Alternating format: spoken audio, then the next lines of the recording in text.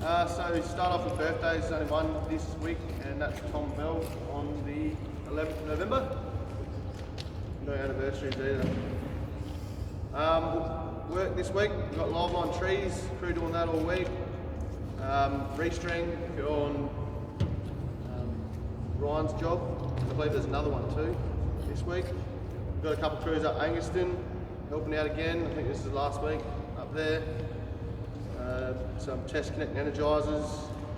We've got G&B boys heading out in the field the first week, doing some real work. Not that it wasn't at school, but so I think you had compunges the whole time, mate, out that way. Good at Angaston. And then other than that, it's just HV and LV maintenance left over. Right. Switching toolbox summary, here it comes. Just on time. Rightio lads, this week's toolbox. Just something that got picked up last week. It goes to RM6 automated switching cubicles. The RM6 automated switching cubicle as per E3081 sheet 5.5. Preliminary checks are required when going to manually operate the cubicle. Test button will display a reading of do not operate, very low, not okay. It's just a test display. The density check button on the right should either display okay or low okay. Any other reading must be referred to the HVC for maintenance. So I'll just pass this bit around. So have a look at that. If you're not sure, switching TV or ring your leader, they can put you in the right direction. Just for the increased workload leading up to Christmas, just make sure when you're switching that your fatigue management is in place. If you're knackered, let someone know, take a swap out. We've got big days, a massive month, massive end of the year, so make sure you're all good with that.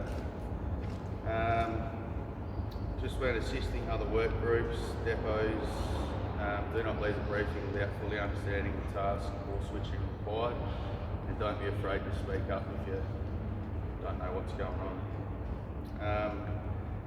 Air brakes and LS flicker blade operations. So SOPR have recently found several switches not fully engaged or disengaged. Another picture here. There was an incident where I believe they broke the feeder tie, but the flicker blades were still engaged. And they've noticed a few other issues, which is in that picture, with them not quite open or closed, so when the next bloke goes there, it's not in the correct position it's meant to be in. Always check insulated tools for dates and stickers before use. I think we had some last week that were out of date. Not sure how that happened, but anyway, it is what it is. So check your gloves and all your sticks before you go to use them, just like normal. Just some good positives. The crew are required to move 100 amp over to under on the other side of the open point to maintain supply for a vet. The crew noticed that this was a non-standard phasing with LV cross tapped. That was on an open point with LV cross tapped. So the crew tapped the over under the suit. Well done, Rob and Rush. Good work, fellas. Current number of days without switching is at 89 days. So, and with the heat, just make sure you stay hydrated too. End of the day is the hottest part when you switch it back on. So that's it. Thank you, Reese. DS incidents near miss. We had one bump head on crane boom, Tadano. So I was reported by you, Thomas. Is that you, mate? How's your head going? All good. Just look where you're going. Yeah, just be aware of your surroundings. No, especially working back to trucks. Always knows. Some general depot. Thank you to the guys involved in the media shoot. Dan Bormer, Jimmy H, Ace Langer, Matty Much more.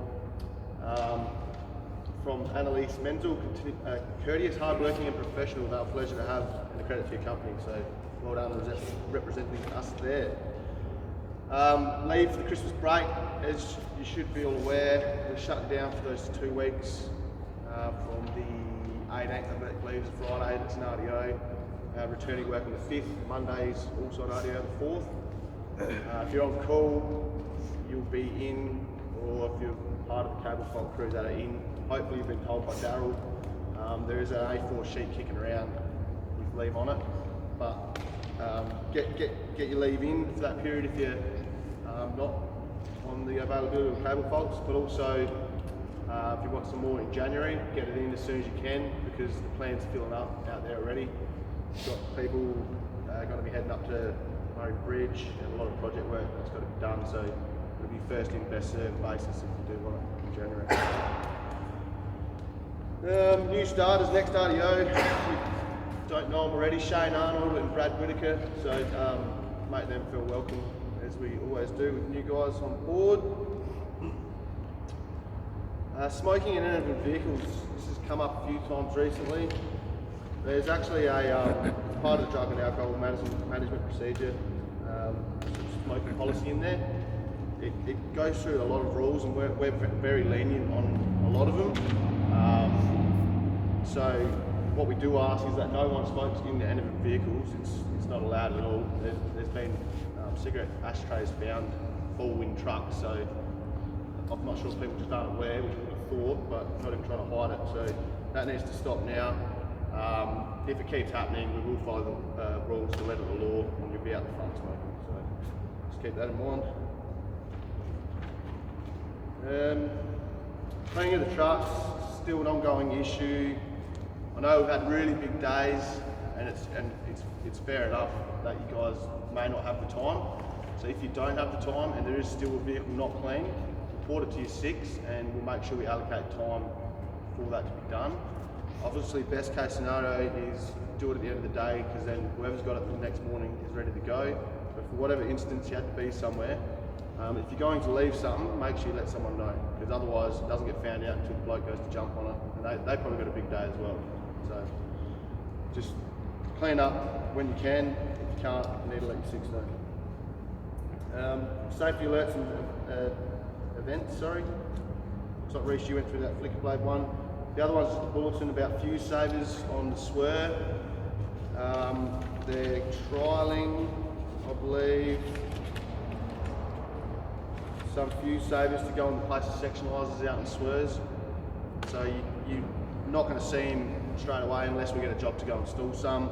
But basically, if you see something out the line, you're not sure what it is, and it's on a Swur where a sectionaliser normally go, it's possibly one of these. Give your leader a call and point in the right direction where to find the e-drawing. Yes, it is a trial, so. Okay. That's all I had. Oh, no, just one more thing.